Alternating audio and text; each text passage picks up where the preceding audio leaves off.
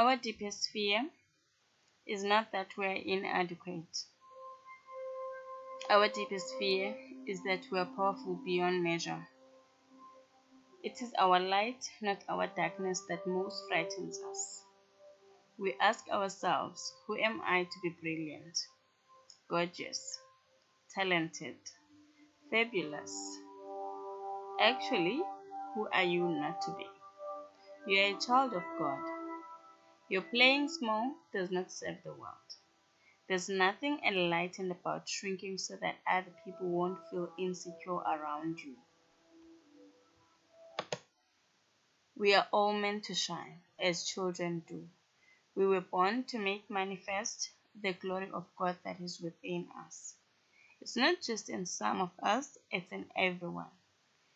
And as we let our own light shine, we unconsciously give other people permission to do the same. As we are liberated from our own fear, our presence automatically liberates others.